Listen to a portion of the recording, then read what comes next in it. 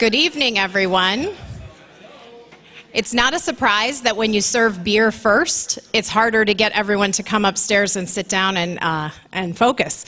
So I hope that you brought something upstairs to enjoy. If beer is your thing, that's all we've served tonight, you'll notice, and that ties in with our program. If you liked water, we had that, or we had beer. So we are just absolutely delighted. I'm Tori Ergang, and I'm the Executive Director for the Chautauqua Region Community Foundation, and we couldn't be happier with how this event has come together and the purpose behind it and what's going to happen. And those of you who have attended other interviews that Greg Peterson has done know that you never really know what's in store until it happens. So we're excited to see where the evening takes us. We are very proud that Skip lives in our community, that he came here, and we're excited to learn more about, for some of us, we have benefited from the work that he did in Ellicottville and Holiday Valley, and also the work that he brought to our community. And some of you are drinking some of the fruits of that labor right now. So it's just a really fun night, and we're going to keep it light. After, we're going to start with a video, and then I'm going to turn everything over to Greg Peterson and to Skip Yahn.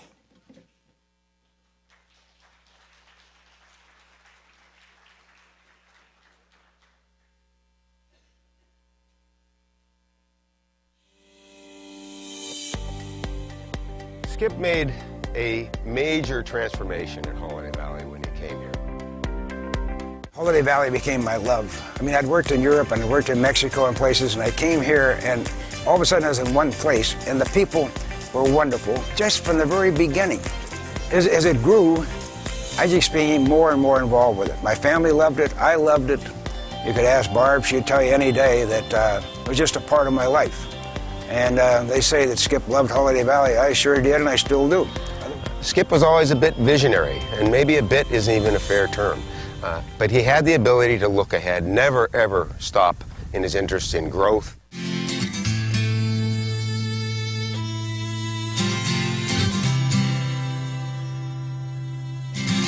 The change of Holiday Valley when Skip came was the fact that Skip stayed. Then we went into Hidden Valley and developed that. And that one was fun. 3 directors or 4 directors, Dick Condon and Doc Northam and Dwight Baldness and I skied all around up through the woods there. And we worked our way out, and we found out here's where the top should be. And then we laid out where the slope should be, some of them. We started the next year and started that lift. Of course, then the mountain crew came in and had to change some of the slopes because we got the too high or too low and so on. But the concept came from the whole group. When I first came here, there was just a 9-hole golf course. And then we decided we put in the second 9. And that's all along by the highway down there. I took over in, 72 or 3, and we had a great board. And we have a great board of directors now. But the board all worked together. We'd get maps, and we'd draw big pictures. And then we'd talk down in the meetings, and we'd say, where can we put another lift? What else should we do? How could we improve this? What buildings should we take a look at? And this is the way we developed the valley. We didn't have an outdoor planner. We all worked together. There are many ways to describe Skip, all of which are positive, as long as you have a great sense of humor, someone that can play every practical joke known to man on you, but more importantly, a man that has an incredible appreciation of people, knows how to make people feel good about themselves, feel good about the workplace, feel good about where they are at every point in time.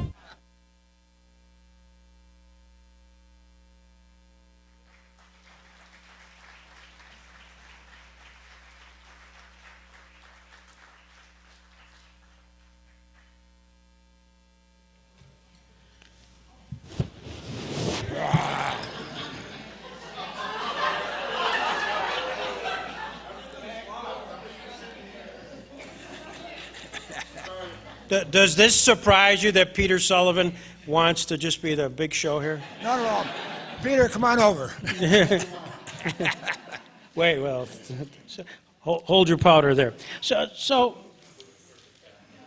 one of the things, Skip, and make sure the mic gets close to you because you got Steve Cass is hard of hearing. He can't hear up there. Oh, sure. Was this idea of a person who thematically through your life who took things not often as serious as some people would. And in fact, I have been inundated I mean, we're talking major league inundated downstairs, some of it fueled by alcohol, but they all had stories. And that's what, frankly, I must pause. We've never, as Tori said, ever had an event of this size, and certainly none that have been pre-fueled by alcohol. And they all still have their glasses. So from Ellicottville Brewing and Southern Tier, thank you very much.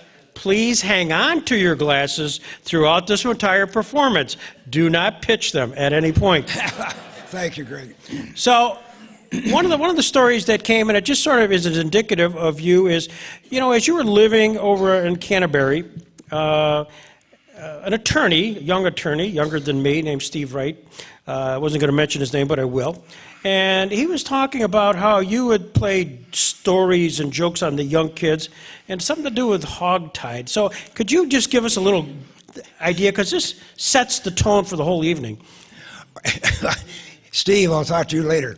But Steve is now a very successful attorney here in town. And back then, he was a kid about this tall, and we had 3 children. They were all this size. And we had loads of fun. So Barb and I would be going out for dinner. And Steve would come over there and give me a rough time once in a while. I don't know why, kidding me around. So one time I had some clothesline there, and so he said, tie me up. I said, okay. So I tied up his feet and I tied up his arms, and he said, now I'll get out myself. And I said, well, I'll be back in a few minutes. Well, we went to dinner and forgot about it.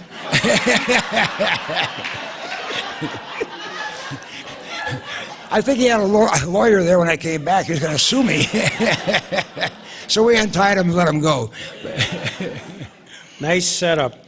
And sometimes, obviously, nobody knows this happening, because sometimes I'm just going to have a couple of vignettes before we actually get into your story. But, you know, we have the Swedish consulate here, John Sellstrom, and John Sellstrom with his lovely wife, Carol. And they invited you to an event at their house where they were honoring the ambassador to Sweden.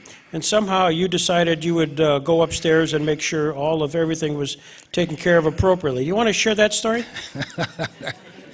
I'm really serious most of the time, but so I went upstairs, and I don't know if you know how to short sheet a bed, but it's a lot of fun. So I didn't realize the ambassador was going to sleep there, so I went upstairs. So I went up and I short sheeted the bed, and I was just about finished, and young Steve, or I think it was Steve, came in, or John, said, what are you doing, Uncle Skip? And I said, I'm just short sheeting the bed. He said, you know that's where the ambassador is sleeping tonight? And I thought, oh. So they went down and got their dad, and John came up and made the bed over again. How did Carol react to all of that? Who? How did Carol, Seltzer? Who? Enough said. Enough said. The stories that just kept coming were legion. Just a few minutes ago, I didn't have my script I could really just throw out. In fact, John Lloyd was talking about another time when he graciously hosted you and decided to take you to a Penn State football game, and you decided to turn that into an extraordinary road show. Stopping in a men's room and borrowing somebody's key at a restaurant to go to the men's room and then taking that with you. Is that right? He accused me of that, but I think he forgot the key and put it in the wrong place. Just a thought, just a thought. It's the last trip I on with John. I never went back. And it goes on, and we'll bring it up throughout the course of the day. And I know that I must tell you that Skip is a little nervous about tonight, and probably for good reason. And in fact, when I mentioned the fact that later on we probably have an open mic for questions directly, that's when he was about ready to exit. So with that, we couldn't find any extra mics, so good news, Skip. Good news. On a serious note, you're born in Erie, Pennsylvania, 1932, and just kind of this is a history place here at the Jackson Center. Do you remember December 7th, 1941? Very, very well. I was at the mom and dad's home out on Wolf Road, and I was lying on the couch, and we had a little, not a TV, we didn't have TVs then, a little radio, and Dad was down at the plant working, which he often did on a Sunday, and came on the news about being bombing at Pearl Harbor. Well, I was only about 11 years old. I didn't know much about Pearl Harbor, but Mom jumped up, and we called Dad, and Dad said, oh my God, I heard this was going to happen, and that's how the whole thing came about.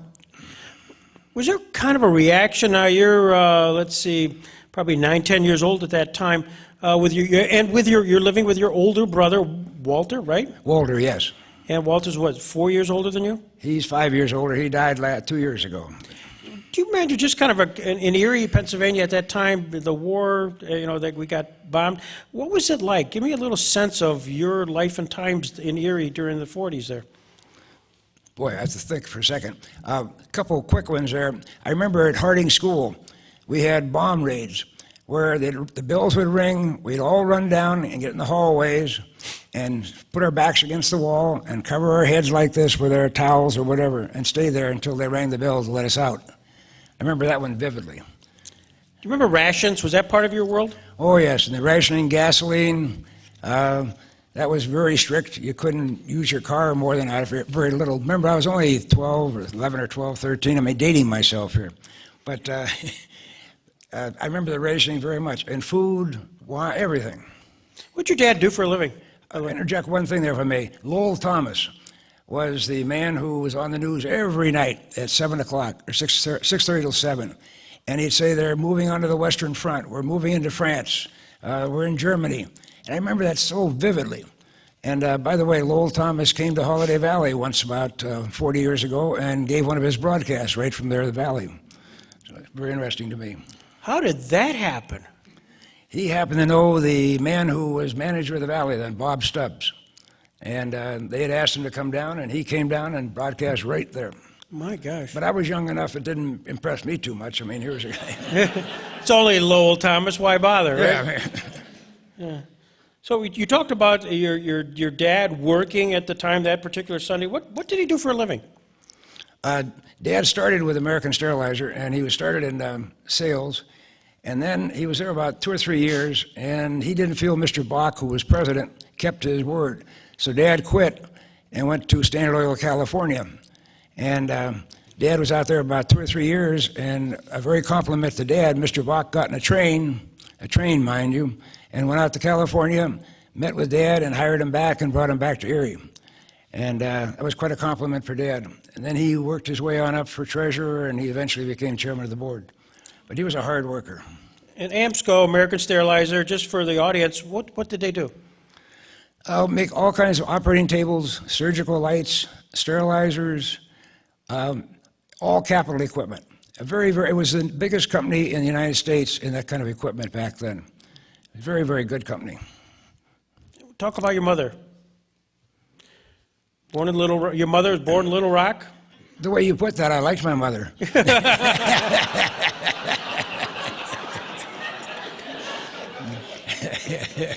This is going to be a long night. Mom was born in Little Rock, Arkansas, and she was a real Southerner. And her dad died at the age of 4 or 5, when she was 4 or 5. No, she was 4 or 5. And he died at a very young age. And he was a very successful man. He was in banking. He worked with a man named Sam, I can't remember his last name. Who was Rayburn. Sam Rayburn. How did you know that? This is right here. Could I have It's in the script. Didn't you read it? No. I wanted to, but he wouldn't let me see it. No, he was quite a gentleman, I guess. In fact, we were there about 10 years ago, and I saw where he was buried. And he was quite an important man. But my mother, she had a lot of family was Southern military. And they were up there quite a ways in the military. And so you go to the cemetery in Little Rock, and there's different places, and you'll see her name and the Johnson name, and they were all through the South. She was quite a lady. I have an autograph of one of your mother's ancestors. There they go. That's the first spot. That's coming. I don't know about you. I'm ducking. I'm getting one back. Never again, Kristen. Never again. Never again. So Richard Johnson, and for you real history fans, he was a congressman, but also vice president of the United States with Martin Van Buren. And he also was most famous for, and you can tell us that, what Indian? Well, they threatened me about this here in town for years because he's the man who killed Tecumseh, the Indian. And so here in town, they all told me, if you don't be quiet, we're going to tell all the Indians, and you'll be in a hell of a spot around this place. And you're located perfectly down in Ellicottville, right? In Yes, the Indian Reservation. Definitely so. Yeah. So You're born in 1932, Erie, Pennsylvania. Walter's your older brother. What kind of, as you're growing up with your brother, there's a 4.5-year gap between the two of you. Were you close? Or? No, we were not until he came back from World War II. We got along, but it was just big brother and little brother. And when he came back from World War II, he came into the bedroom, I remember so well, and I was sleeping, and he pulled the cover down. He said, "My God, you have grown, Skip. I can't believe I've only been gone 2 years, and look how big you are now." I was pretty fat. No, I wasn't. Where'd you go to high school? Strong Vincent High School.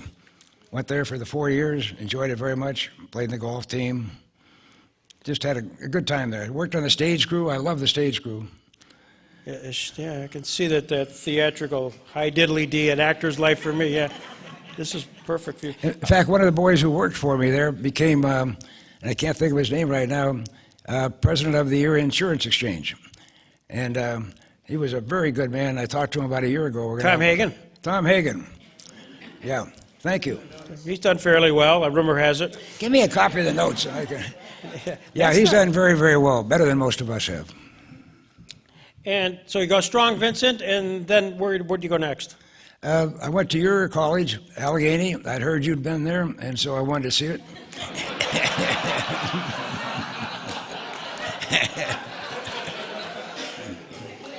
That's good. Here come the tough ones now. He's going to get back at me. Well, yeah, I just was doing an early interview this afternoon and came across the conversation with Bruce Janowski. And Bruce Janowski allowed us how that one of the great things that you've accomplished was being able to have you rehabbed your life. Because clearly when you went to Allegheny College and you tried to become a Phi Delt, like Steve Cass and Bruce Janowski and Greg Peterson, and were not qualified, that you then became a Phi Gam, but nevertheless you turned out okay.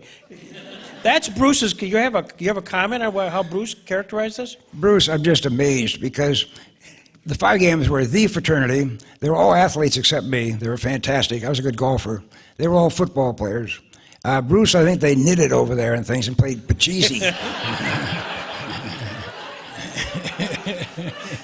So you were all part of that Fiji Island and the Phi Gam cannon and all that stuff? Oh, yeah. Oh, I'll tell you a short story on the cannon. We had a cannon about this big around, about this long. It was a real cannon, and it was stupid. But we'd take it down in the basement, and you'd put powder in, and then you put some newspapers on it, and then you put more powder, and then you put some water to make it a little bit solider, and you get it all the way to the top.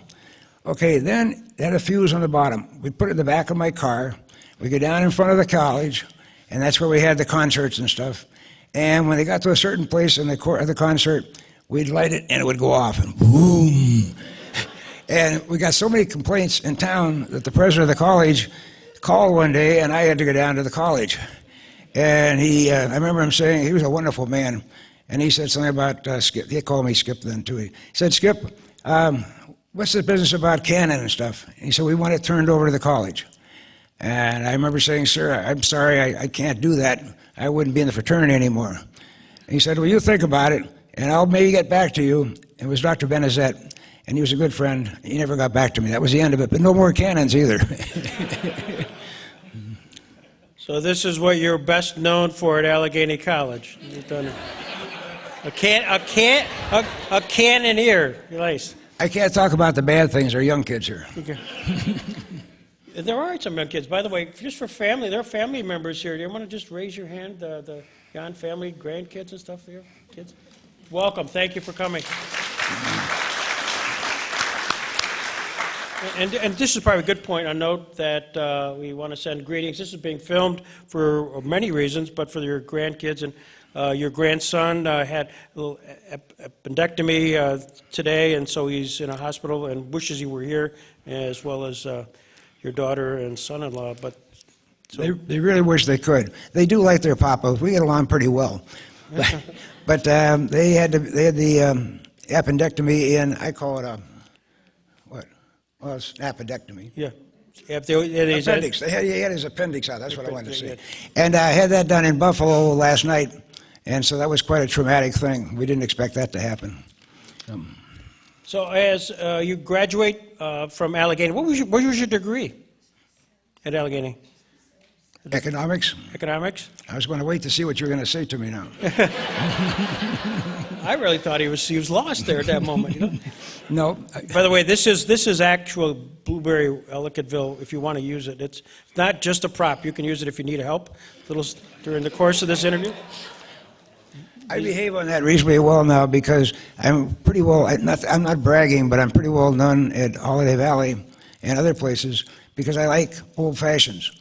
And so a lot of times when we go to parties, maybe I have one too many old fashions. And therefore, when I have to give a talk or something later, I'm all messed up. So I don't drink those. I had this tonight. That's all, water. One. Good. One. Perfect. So you get done with Allegheny College, and then you, rumor has it that then you decided to do sort of a tour of Europe, and found yourself with the Empress of Australia, going across the Atlantic and off on the tour of a lifetime. Can you want to share that with everybody? Well, I had two very close friends. You here in Erie might know him. Bill Dale, his father was an attorney, and Bill Reichert. And the three of us were inseparable. And so we went to Europe. We were going to go on bicycles. We got into England, and we started on bikes. And after about 3 days, we couldn't stand up. We couldn't sit down. We were so sore. So we traded them in and bought motorcycles. Small ones, but anyway. And so for the next 3 months, we traveled all over Europe by motorcycle, all the way from Denmark all the way down to Italy, and just had a wonderful time up through the Alps, and slept out every night except one. And we had a ground cloth. And if you know what a ground cloth is, a piece of canvas. We had two of them. So one guy would sleep on one side, one on the other, and one in the middle. If the guy in the middle was lucky, he got there because it was dry. The canvas went like this. Otherwise, you're soaking wet in the morning. So we did that for 3 months, had a wonderful time. And so you just simply were, by the way, we got a copy of your diary. It's called The Diary of Your Trip in Europe. And several references, and which kid gave this to you? Yeah. and I spent some time with my audit crew to make sure that this could be appropriate, and after reviewing it with both Janowski and Cass earlier today, we thought, given certain names that were disclosed and other things, that we chose not to get into your diary. Unless you want us to, any highlights you just want to talk about? No, excuse me one moment, but if Bruce, if they start talking about too many things about me, I'll tell you stories out in Seattle with them. I went fishing with them. Oh, yep. And, you know, it's funny. They were Bruce was hoping you wouldn't bring it up, so go ahead. Oh. Is it proper? Yeah, absolutely. Well, we were out one afternoon, all of us in the car, and all of a sudden, Bruce, I think it was Bruce, said, "Hey, look, there's some women over there. There's a house I know about. Come on." And I said, "Oh, my God." So we went over, we pulled up in front, and Steve, I guess, said, "Skip, come on, you come in with me first." So we went in this house, and it was a house of ill repute, let's face it. And I'm thinking, wow. And so we walked in the front door, and we stood there, and the madam came over, and she brought in one girl, and she stood there, and another girl stood there, and Bruce and I were like little kids. I think that both of us, we weren't sure what to do, all these girls. So we excused ourselves and said, "We'll go out in the car and get the guys, and we'll be back in." So we ran out to the car, and we took off. We never went back there again. Did Steve go in with you, too? Did he ever come back out? Steve stayed. We picked him up about 2 hours later.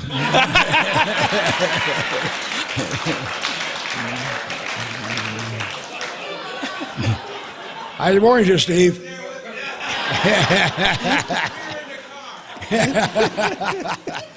That'll never be in the finished product, Steve. Never. Hey. And you ultimately get through that, and I mean, we got the diary over here. We will not go into that. So you're back into Erie, and then you've actually got to try to earn a living in life. What's your next steps? Well, I tried marrying a rich woman, but that didn't work. So shortly thereafter... Not till 65, I know. Yeah, I thought so, and then the store went bankrupt. No, that's not true. But where were you? You led me astray. Here we are. You're coming. We got off on this thing in Seattle. I don't know what happened there, but So you're coming back from Europe, and you're finished college. You're now thinking about what you're going to do the rest of your life. Okay, so I went to work for American Sterilizer Company. I interviewed about 18 companies. By the way, I was only turned down by 2. One of them was Kodak, and the other was Jones and Laughlin. So they didn't look at my credentials very closely, I'm sure of that. But I enjoyed AMSCO, and so I joined American Sterilizer Company. And after about 4 months of training, I was sent to California. I sold hospital equipment out through California, Nevada, New Mexico, all that area. I traveled 50,000 miles a year selling equipment. But I really worked hard, and I did very well, and I was lucky enough to come in second in their national contest, the first one they ever had. That was selling the most equipment. Actually, I think I gave away most of it, but I So anyway, that was my experience out west. You met a guy named Gene Cernan. You want to explain who he was? Oh, yeah, you do have the notes. Gene Cernan was a young man who was a friend of Bill Dale's, who was my good friend, and we'd stay at the naval base because I could stay out there at no cost and still put it on my expense account, $25, $50, and I'd stay there. So that was great. And Gene and the three of us played golf quite a bit. What ended up that Gene turned out to be the astronaut, and he was the last man on the moon, and Gene Cernan, and he died last year. So that was a great experience knowing him. We had a lot of fun together. You said in this one script, your life as a young salesman in the West was exciting. Lots of travel, lots of adventure. Do you want to get into any detail about that? I'm amazed that you have those papers. Well, it was a great experience out there, no question. I was single, operating room supervisors, they're always beautiful ladies. I'd take them out to dinner, and that was all. We had dinner. Work and church, that's what my motto was. What? Work and church? Yikes, that's definitely not in the script. Then you find yourself in Mexico. Holy cow. What was that like? When it's a culture change going from Allegheny Meadville to Mexico City. It was a great change.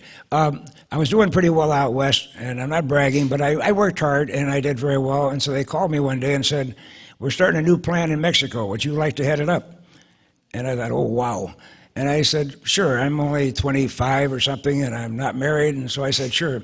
So I went down there, and I was there for almost 5 years, and we built the plant up. We set up sales territories. We covered all of Mexico, and I had all Mexican salesmen. I can tell you a funny one on that one. We sent them all up to the home plant in Jamestown, or in Erie. And the day before they left, guess what they did? They shaved their heads completely bare.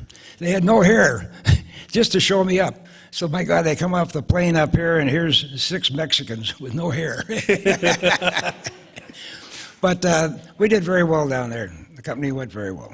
And they brought you back, and ultimately you found yourself in Europe again.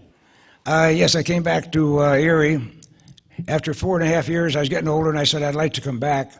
And so I came back there. And then they said, hey, we have a plant in Europe, and we're losing about $1,000 a day, which back then was a lot of money. And they said, Skip, we're firing the manager. Would you like to take it over and see if you can run it?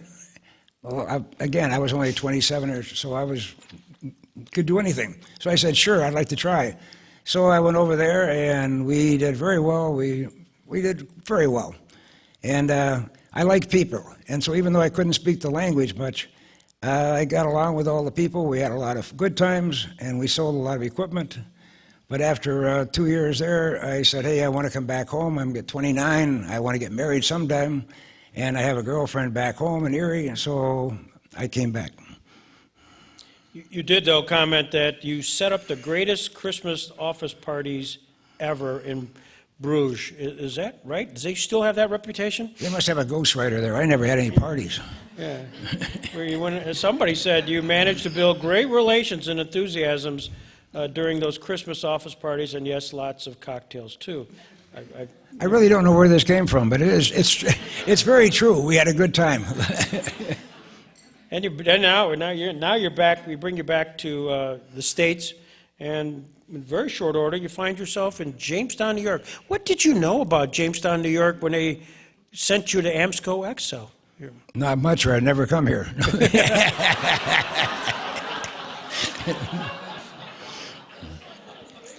No, I did not know anything about Jamestown, but again, it was a good offer. It was the biggest plant we had outside of the home office in Erie. And so it was a feather in my cap, so I said, sure. So I came over here when I was, I don't know, 28, I guess, or 29, and I spent 8 years up there at AMSCO. And again, we were very lucky. I was lucky getting good people, working with good people, good supervisors. We got the enthusiasm going, and we made a lot of equipment. We started making money, and but after about 8 years, I ran into problems with the company. I didn't get along with the vice president who I reported to, so I just said, "Hey, I'm through. I quit." And it's probably the dumbest or the smartest thing I ever did, because I was married, we had 2 kids, and I had no other particular income, and here I am quitting my job. But it worked out well, and all of a sudden along came Holiday Valley, and I became involved down here. But before you got to Holiday Valley, you, being in Jamestown, single, and in 1964, you asked around for the best girl in Jamestown, and you finally met somebody. Who was that somebody? Well, I wasn't going to mention Barb because I didn't want to embarrass her that she knows me. We're giving her the mic later on. Yeah. No, I did ask for a nice girl here in town to date and so forth, and so Barb and I started dating. We seemed to hit it off well. I was called her dinner date because we'd go out for dinner most of the nights. But on Saturday and Sunday, I went back to Erie. This is semi-embarrassing, but Barb knew about it, basically. But I had a girlfriend over there named Alexa Collins. But see, it was a beautiful operation because he owned Drecke Manufacturing. What was the... The operation you're talking about has nothing to do with AMSCO Excel. No. This is Yahn Excel. I got it. Okay, go ahead. I'm sorry. No. I'm embarrassed now. Well, now that's a first. So anyway, I dated Alexa for about 7 or 8 years. She was an awfully good friend, but we never got that serious. Just a good friend. You've probably all gone through that. And Barb and I became closer and closer friends. And then I had a little humor to it. Alexa and her mother went around the world cruise, the 2 of them. So she was in the middle of the Pacific, and I announced my engagement to Barb. And I got a call about a week later, and it was very tough. I wasn't proud of myself, but I mean, it was better, and she was fine. So Barb and I got married. We had to get married. We didn't have kids for 3 years, but we had to get married. Because of her, Alexa. I didn't know about that. Yeah. Okay. And you proposed for her at the Vikings of all places. Yeah. Talk about that. That's not in your normal location of Sunshine Lollipops and Vikings. Well, Barb and I were up there for dinner one night, and we had a very nice, fun time. It was a nice evening. And as we're walking back down the parking lot, her niece and nephew were there, and we talked with them, and I said, "Kids, you go away." And they went with their mom and dad. And so it was just about sunset, and we went out by the willow trees. There's still 2 or 3 willow trees along there. I remember so well. And so we talked a little bit and ended up, I said, "Would you marry me?" And I think she said, "Hell no," but we got married anyway. She wants the mic now. So you find yourself married, and then two children wonderful children come along, Kristen and Sarah. And then you are unemployed and looking for a job. How did that occur? How did the whole concept of a Holiday Valley introduction come to you? Well, Bob Buchanan, who was Barb's father, wonderful man, he's the one who owned Bigelow's department store. And just a wonderful guy. We got along almost like father and son. We took trips together and everything else. And so he was on the board of Holiday Valley, and he asked me one day, he said, "Skip, we're looking for a new manager down there. We've got a lot of problems. Would you be interested?" Well, it's just a small area. My God, I mean, we only had, I think it was, I forget how many, about 3 lifts and very, very little, very small, and we were losing money. And I said, sure, for an interim period till I get another job. So I came down to Holiday Valley and took the job here for about, I thought it was going to be a 3-month job. I'm still here 50 years later. I'm a slow learner. As you're looking at and observing what it is that Barb's father is part of and looking at it, did you have any sense of what possibly the next steps could be? It's difficult to look at the big picture, what it might be like today, but just the kind of the progression of life? Well, Holiday Valley, within about 6 months, it became my love. I just loved Holiday Valley. There was something about it, and I loved the streams and the trees and everything else, and Barb liked it. And I started to dream about what it could be. And I did. I wrote some articles on it. I had dreams of being able to drive down the street and look up there and see lights across the mountain someday. And I'd see the chalets, and I'd say we could build one over there. It was just like a dream. You could build a chalet there, and we could put a pump house over here. And so it just evolved. And it was just a natural for both of us. How does one convince, because you just can't, you might have a dream to do X, Y, and Z, but you got to fund it. You got to actually come up with a business plan. You got to convince banks. How were you able to do that really from out of whole cloth? I sometimes wonder. We'd gone through just about bankruptcy. And so the first 9 months of my job here, I was running around trying to talk to banks, talking to, I can't remember the department name now, but they put forth money for small businesses back then. And we talked with them, and finally we convinced them to let us have $100,000. And that $100,000 was enough to get us over the edge, and then we started becoming profitable. And it was just fascinating to see how we were losing money. We had nothing. There was about it was about 20,000 left in the bank. And then winter came, and we started getting a little more successful. And from then on, we just grew and grew and grew. Was that Frank Sciarrino of the Small Business Administration? Do you remember him? Was that part of that process back then? Yeah, what was his name again? Frank Sciarrino? I think it was Sciarrino. Yeah, he was there forever. I mean, I'm just curious. I had to go down on bended knee almost and talk, and we talked, and he finally let me have the money. How much did the Industrial Development Agency become part of your world, the Cattaraugus County IDA? A big part of it after a while, because as we were growing, we had all these great ideas. And Dennis, who's here today, was a young man, was my right-hand man. Even at his young age, he was growing fast. And we just had a lot of fun talking to these people. We went to a lot of different banks, and we managed to get enough money that it's hard to explain how it could take hold, but it just grew and grew and grew. At some point, because you got to take step A to get to step B to step C, did you hit roadblocks, obstacles sometimes where you drive from Ellicottville back to Barb and say, I don't know if this is really, we've hit the right mark? Oh, sure. Sometimes I wondered whether I should stay here, because then I was about 41 years old, and I was thinking, my God, I'm reaching a place where I got to make a decision in my career here, because I had one career and now I'm in another one. And I talked to Barb about it. I talked to our people down here, and I was just convinced that this place, if you get down there on a beautiful night and look up at that mountain and have a sunset, and you can start to see buildings and people, your mind just starts to grow, and it was a fun thing. And so we worked and worked, and now we're very, very successful. Yes, you are. Did you find that you got some really excellent people? Many of them are here tonight, and I'm thrilled. As you're identifying folks who are making a decision to move to a place like Ellicottville, when at first Ellicottville is a very sleepy town. It's not what it is today. It's just a mere recruiting of people to come see where there's just a one pizza shop and a hot dog stand. How did you do that? Well, it was tough. Dave Trathan, who's here tonight, he's head of our finance department. He's vice president of finance, and he and his mother were good friends, but I think they'll never forgive me because they had him out west with them, and then I got him to come back here, so he lives here and they live out there. But they're nice people, and I am kidding. They do get along well. But Dave started to do well, and then we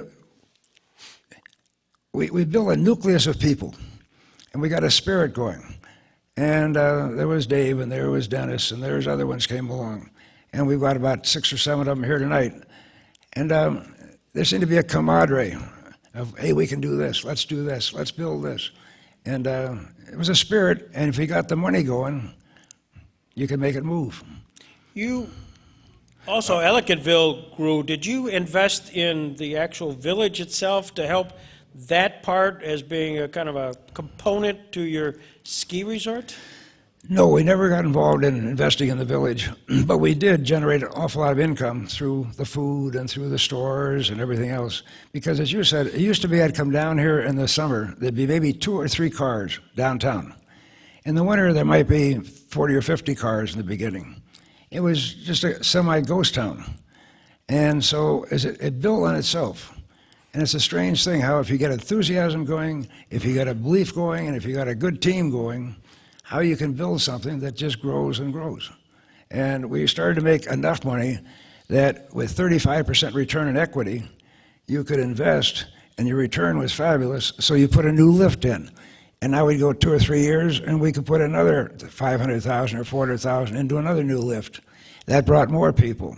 And night skiing came along, and then that brought people. So it's just it's hard to tell. Remember, I'm talking 50 years here. And at the same time, skiing is a short season event. And I know you look at the Weather Channel and you're kind of living and dying by the weather. Yet you somehow had to, you probably sat down one time and saying, how can we fill in the other months? Because that's revenue, you'd like to have a revenue source during that time period. What was the thinking behind that? Well, first off, from the time we shut the lifts down in the spring, we used to lose money every day from that period on. And so if you started out with $200,000, you would hope you'd get to the next fall and not be broke. And so the only thing you could do is start building the summer business. And Eddie Northrup's husband, Doc Northrup, he was helpful on that, getting the golf course moving. And then we got into a lot of other things, summer activities, a lot of weddings, a lot of parties, pool memberships. And then we had the 9-hole golf course, we expanded to 18 holes. And this course did make some money, so we were okay there. So everything built upon itself, is what it seems. So you have this terrific career at Holiday Valley, which was celebrated in this 50th anniversary video, which, by the way, I commend you watch the whole piece. What you saw here was just a vignette of it. Then your family is very much part of your world. You travel a lot with the family. You made time with your family, even though you were back and forth from Ellicottville to Jamestown. You want to highlight a little bit of that? You have 3 children. Well, without being corny, there's no question. My family is the center of my life. Barb and the kids were just fabulous. And we all went west in a motorhome one summer for 2 months. And we drove all through the west, from one coast to the other, and all the way up and down from Canada to Mexico. I think we put on 12,000 miles. We just had a wonderful time. And Barb was a very good sport about it. I mean, she wasn't saying, well, in fact, I think we only went to a motel once or twice. We stayed in tents or we lived in the motorhome. So the family became a big part. Then the kids started skiing, and eventually they all became instructors. And I'm getting ahead of myself there, but they became instructors. Then one of them became on the ski patrol, and then another one became on the ski patrol. So it's been a growing thing with the family. They loved it. I think. Barb, did you like it? I think that was a yes. Kristen, then you say, just say you said in an unpublished document. Kristen, Sarah, and Rob did well as teenagers, and graduations were a wonderful climax to the early years. Not angels, but no drugs. You want to talk about the not angels? Oh, I could. Well, Kristen's not here. Yeah, Kristen is here, so I can't talk about her.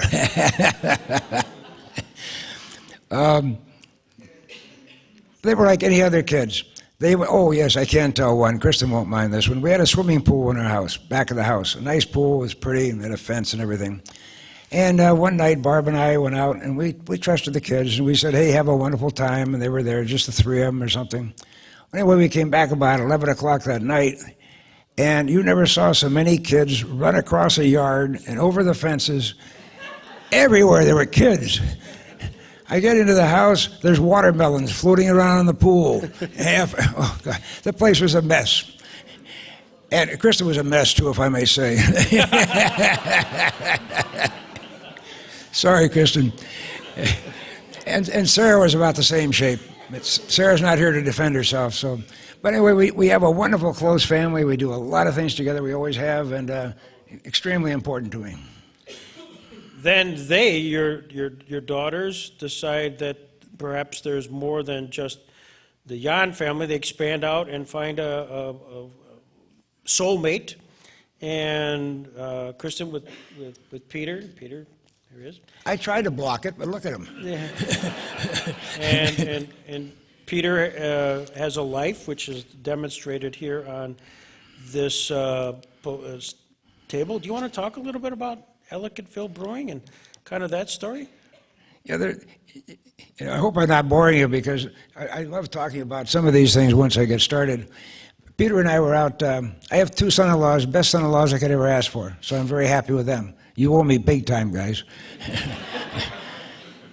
And so along came Peter, and we were talking. We were skiing in Vail, and Peter looked at me one time and said, "Oh, I love it out here. There's so much fun." And he said, "Why don't you start a business?" He said, "Well, I do want to start a business. I want to start a brewing business." I said, "Well, if you put it all together and it looks good, I'll back you, I'll finance it." So he did. He put a nice proposal together. I did finance it, and he built the thing, and he did a beautiful job, and it grew and grew. And then along a certain point, we needed a new brewer, a top brewer. It was getting more complicated. And I had Peter go out to California to some meetings and to interview people there too while he was there. And he ran into a guy named Finn DeMink. Yeah, that was my mistake. I can't help it. No, but he met and he called me. He said, "Skip, there's this guy out here I'd love to hire. He's young, but he's probably the smartest guy I've seen." Finn isn't here. Finn didn't come, did he? Oh, he's in the hospital with his son up in Buffalo. So anyway, I said, well, okay, we had that brewing going, and so I said, if you think he's really good, go ahead and try to hire him. So Peter did. He hired this man who turned out to be Finn DeMink, and he hired a chef who turned out to be, what's his name? Can somebody help me? Don Nealon, who makes all the chocolate chip cookies here in town, and he made them for the president. He made them for Dwight, not Eisenhower, for Reagan, for President Reagan. And he was very, very well known. He's in magazines and so on. But anyway, so Peter did a very good job, and then along came Phineas. He's Phineas, and the whole groups. So Finn was doing a very good job, and he was dating... By the way, I just got to ask, when you met Finn for the very first time, what was your impression of him? Well, I kid him about this still. When I first met him, he was pretty much of a beatnik. He had long hair, he had a little gold thing in his nose, and as I recall, I think he had one maybe in his lip. And, you know, I'm pretty square when getting to those things. But I basically overlooked it and thought, oh, good God. Well, he straightened out beautifully, and now he's just a wonderful young man. I even turned him into a Republican.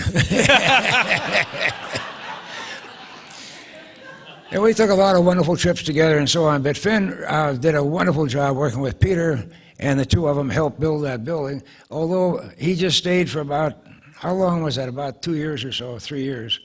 And then he and Sarah he wanted to go out to Chicago, and went out to Goose Island in Chicago.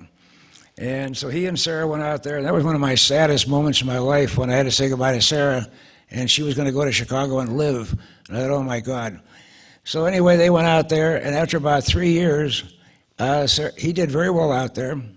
But Sarah called me one time and said, Dad, we'd like to start our own brewery. Would you help us? And I said, sure, I will. So they put together the figures the same as they did with Peter, and we started the Southern Tier Brewing Company. And first thing he did is bought an old brewery, and he brought the equipment into the plant up here, and my God, it was old. And I helped unload the semi. I've never seen so much junk in my life. He put everything back together, went beautifully. And I'll back up 1 second. We looked at buying downtown. We looked at going in one of the bank buildings and making that our brewery, which one of them did recently. I look back, would have been the dumbest thing in the world because we'd have been way, way out of control on that. The brewery is a big business now. I think they're 10th or 12th biggest in the United States now, the Southern Tier up here. So anyway, without getting any more detail, Sarah and Finn did very well. They got started, Peter got well, and so they both are doing beautifully. And talk about your son, Robbie. Robbie is a wonderful young man. I wish I could have convinced him to stay here. He worked with Finn for about a year, I think. And the thing that killed it there was he did not want a small town. He wanted a bigger city. He did not want to be in Ellicottville. He's a ski instructor, a very good skier, a very capable kid. And so he went west. He went to California. He met a girl out there. And to make it short, he married the girl out there. She is from the Denver area. They decided they wanted to live out in, or she decided. Anyway, they decided. Okay, Robert.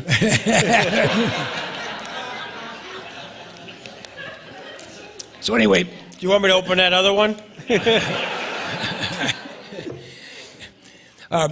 God, my dog, this worries me. My little dog, I have a little King Charles. She's a wonderful little dog, and she drinks a lot of water, and she's getting sick. I'm beginning to wonder about myself.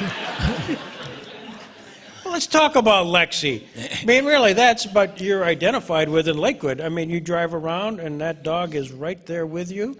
Oh, she's beautiful. I have a little King Charles. She's about this long, about this high, rust-colored, very lovable, and well, she sleeps with us and everything else. She sleeps between us.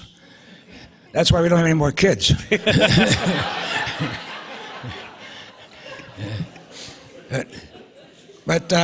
So she, to answer your question, she goes everywhere with me. She sits on the seat between me and the other person. We go to Florida. She drives all the way to Florida with us. So we have a good time together. I better get off, Lexi, or Barbara's going to give me hell. Okay. You and Barb have added choices. You have the successes that you could go to a lot of places. You could go and retire. You know, you've instead chosen Chautauqua County. You've chosen to plant yourself here with your business interests and otherwise. Why so? Yeah, it's taken a lot of thought. And Barb and I talked a great deal about things. We have a lot of wonderful friends here. We like a small community where you don't have the traffic, because I lived in Mexico City, as I said, and I lived in Los Angeles, and the traffic is horrendous. And you know what it is in Jamestown. It's not bad at all. You can get to the beach, you can get to the club. So there were a lot of pluses on it. And there were some good schools right here, Southwestern and so on. Jamestown High, too, if I'm offending anybody. And we enjoyed it here. And we came close to, I was offered a job in Canada, and I turned it down. I decided not to. And I haven't been looking for a job anywhere else, so Barb can probably add to that. I don't know. When we got together, when you finally agreed, and it was a little bit of persuasion that you would join us tonight, the concept of having this, and I think it was only when I said I would have to encourage your daughters to come in and really make the difference that you said, let's not do that, and let's just go ahead and have tonight. Was there an expectation as to what would happen tonight? Did you? Well, I find this very enjoyable, but very frankly, I'm not a big crowd person. I go to the yacht club, and Barb gets mad at me because I say, God, hon, it's so damn noisy, and there's so many people. Let's go somewhere else. Now, that's just me. And I'm not one that likes to, well, I'm conservative. I don't like to be the center of attention, I'll be very honest. And so when they mentioned about coming here, and originally you said there'd be a few people and we'd have it down here. Never trust a lawyer, I'll tell you that. Well, half of it's true. It is here, but a few people just showed up, yeah. Well, and certainly I appreciate, too, everybody showing up. It's so nice. I appreciate it very much. They wanted to see Barb, that's why. Yeah, exactly. But they wanted to see you. Ladies and gentlemen, Skip Yahn. Thank you. Thank you very much. Thank you very much. All right.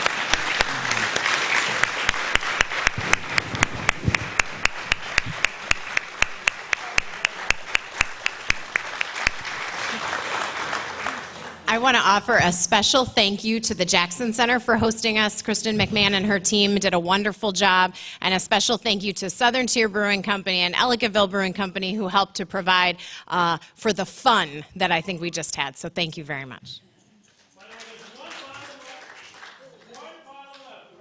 Packed up. Make an offering.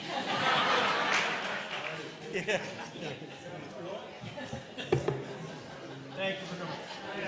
That was fabulous. Light, lively, informative.